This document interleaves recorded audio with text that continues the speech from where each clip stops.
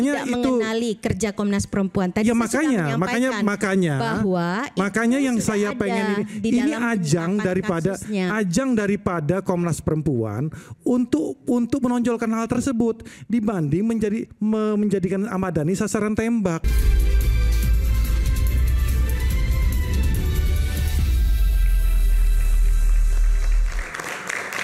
Saya langsung ke Mbak Andi Yentriani. Mbak Andi, ada komentar tadi apa yang disampaikan oleh Mas Henderson?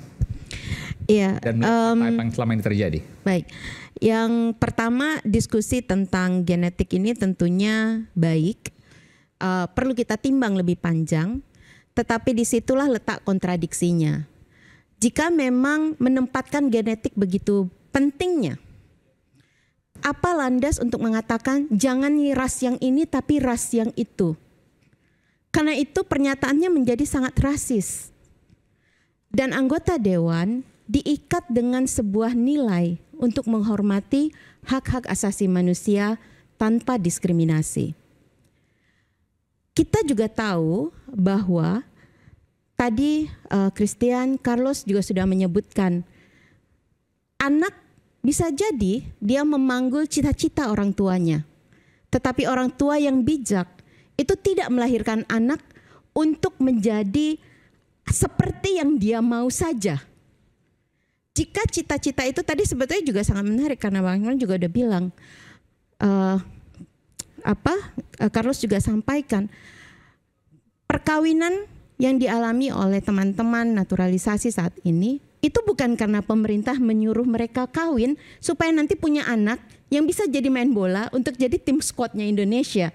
Itu kan ide yang berbeda. Kalau saya boleh menyampaikan, di Indonesia ini kita pernah punya dan masih ada yang punya praktik perbudakan. Itu macam menyuruh orang untuk beranak pinaklah engkau supaya nanti anakmu itu juga akan melakukan jasa yang sama dengan yang dilakukan oleh orang tuanya. Hal yang lain lagi tadi saya sampaikan bahwa ini adalah sebuah rapat yang serius ditonton oleh masyarakat. Ada ekspektasi yang besar bahwa dia dinyatakan dengan data-data yang baik. Bahkan mungkin diskusi ini melintasi apa yang terpikirkan pada saat diskusi sebelumnya di awal gitu.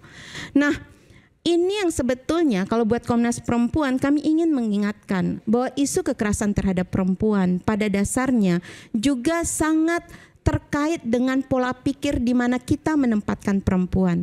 Tadi misalnya Christian biasa saja tertawa bilang iya nih saya laki-laki suami takut istri, tapi beliau dengan penuh serius mengatakan tidak, karena saya hormat pada istri saya, bukan karena saya takut.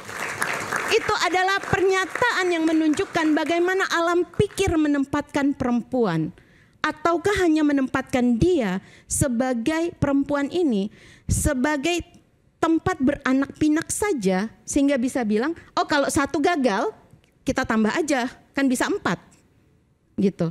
Nah, hal seperti inilah yang kami soroti. Karena pernyataan seperti ini, ibu bapak, kawan-kawan sekalian, seringkali isu seperti inilah yang menyebabkan perselisihan yang luar biasa yang kemudian mengakibatkan kekerasan di dalam rumah tangga. 445.000 lebih kasus yang dilaporkan tahun 2024.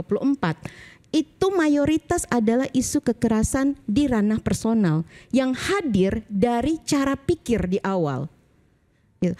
Kalau cara pikir ini diekspresikan seolah-olah dia gampang sesuatu yang boleh diterimakan, maka cita-cita kita dari awal untuk menempatkan seseorang itu sama harkat dan martabatnya baik laki-laki maupun perempuan. Yang harusnya justru pilar etika, moral dan itu yang disebutkan sebagai kewibawaan dari lembaga legislatif.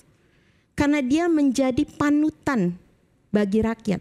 Wakil rakyat itu bukan orang yang lebih rendah. Wakil adalah orang yang merepresentasikan. Kalau dia dibiarkan, apakah itu berarti representasi dari aspirasi yang ada di dalam masyarakatnya?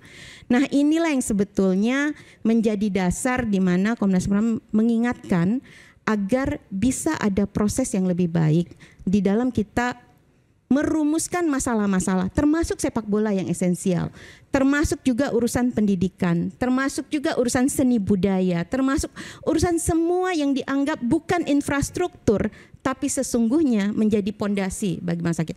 Jika memang genetik itu penting, tanpa ada rasa rasisme, tanpa juga ada rasa inferioritas karena satu gen lebih baik dari yang lainnya, saya yakin bangsa Indonesia ini akan merasa sangat mendukung jika mengatakan bahwa mari kita lihat, siapa tahu di sudut-sudut Indonesia, di pulau-pulau terluar Indonesia, dari teman-teman yang sudah kita memang adalah silang budaya Nusantara ini, menghasilkan orang-orang dengan bakat yang luar biasa yang bisa menghadirkan masa depan sepak bola yang lebih baik. Oke, sedikit silakan. Ini bukan closing statement kan? Bukan. Tanggapin aja. Mbak Andi, maksud saya itu kalau datang ke acara kita ini jangan jadi mencari sasaran tembak Ahmad Dhani, kan itu merupakan cuplikan kecil saja ya. Kan tadi saya sudah batasi bahwa apa yang dikatakan oleh Mas Dhani masalah genetik itu yang saya ambil di sari. Kalau pernyataan setelah itu saya no comment karena di situ adalah ranah dari Mahkamah Kehormatan Dewan yang saat ini sedang berproses apakah beliau bersalah atau tidak. Tapi saya pengen sekali lagi saya pengen kasih masukan yang konkret dan kinerja Komnas Perempuan yang benar-benar konkret. Maksud saya dalam konteks sepak bola dan konteks olahraga secara nasional. Cobalah ya kan, berikan sumbangsih yang lebih konkret tadi dalam bentuk bagaimana atlet-atlet wanita kita ya mengadvokasi, memberikan pengawasan, memberikan perhatian terhadap kesejahteraan mereka apabila ada tindak kekerasan terhadap mereka, ya kan? Itu yang jauh lebih esensial. Betul. Jauh dan karena lebih itu kan penting. karena mungkin makanya tidak mengenali kerja Komnas Perempuan tadi. Ya makanya yang saya pengen ini ajang daripada Komnas Perempuan untuk menonjolkan hal tersebut dibanding menjadikan Ahmad Dhani sasaran tembak. Coba tonjolkan apa yang sudah dilakukan dari Komnas Perempuan terhadap atlet perempuan di Indonesia, atlet wanita di Indonesia. Itu kan pasti jauh lebih korelasinya, pasti lebih penting dibanding kita mencari siapa yang salah, siapa yang benar, seolah-olah ya kayak saya ngeliat kayak gimmick aja gitu loh. Coba tunjukkan yang Komnas Perempuan sudah lakukan terhadap atlet wanita di Indonesia, atlet sepak bola di Indonesia. Apa yang bisa diberikan selama ini? Tapi Mas paham kan ya, Komnas Perempuan itu pertama fungsinya adalah melakukan pemantauan, pencarian fakta, dokumentasi dan kajian, serta rekomendasi kebijakan. Sekarang saya selesaikan dulu. Karena itu kami sangat menghargai misalnya Kementerian Pemuda dan Olahraga atau lainnya ketika mereka mencari misalnya rekrutmen itu mereka bertanya apakah orang-orang ini pernah dilaporkan kekerasan. Kami akan surfing. Atau ketika ada korban yang datang, kami memberikan rekomendasi bagaimana mengembangkan. Maksud saya itu kan masih kan umum. Bukan. Kami bahkan telah memberikan rekomendasi apakah dari Komnas Perempuan sudah pernah memberikan rekomendasi umpama kan nggak harus pasif maksud saya. Betul, kan? Sudah. Jawaban saya adalah sudah. Nah, apa? Contohnya saya mau tahu. Bagaimana mengembangkan sistem pencegahan dan penanganan kekerasan seksual di dalam lingkungan atlet Indonesia karena pernah ada kasus yang dilaporkan. Ini pasti banyak ya, saya setuju. Nah itu yang maksud saya lebih penting ditonjolkan dibanding kita ya ngurusin ya kinerja DPR yang merupakan ranah MKD kan gitu kan? Atau dibalik. Gimana? Nyambung dibalik supaya kembali ke topik dan nanti Carlos sama Eloko bisa muncul nih. Kenapa DPR pada waktu ada Bapak Ketua Umum PSSI ya langsung lebih banyak tertarik soal naturalisasi sampai mengusulkan sesuatu yang out of the box tadi, yang out betulan, offset. Kenapa tidak justru menanyakan kepada Ketua Umum PSSI? Nah, ini kita semua bisa bicara nih.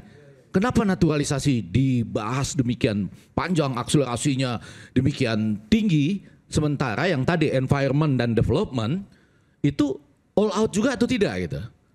Kan bisa dibalik kan? Maksud saya pertanyaan Anda ke Komnas Perempuan, kenapa tidak melakukan ini dan itu? Sekarang dibalik. Kenapa DPR dalam forum ketemu dengan PSSI itu juga tidak menanyakan sebaliknya? Kok naturalisasi saja gitu? Sebagai akselerator gitu ya. Mana environment-nya? Mana development-nya? Mana tadi ya infrastruktur, kurikulum, perwasitan, pelatih, sekolah-sekolah sepak bola kita, kompetisi yang benar gitu. Nah itu kenapa tidak muncul gitu? Ya susah juga tanyakan saya bukan DPR. Mungkin akibatnya, justru akibatnya seakan-akan kita berbicara naturalisasi lalu dengan segala cara. Termasuk negara mulai mengawin-ngawinkan perempuan. Termasuk gitu loh. bagaimana kemudian jawaban ini kita akan saksikan saat lagi, termasuk closing statement nanti dari Bung Carlos Melgares Faron. Kita akan simak selepas jeda berikut ini.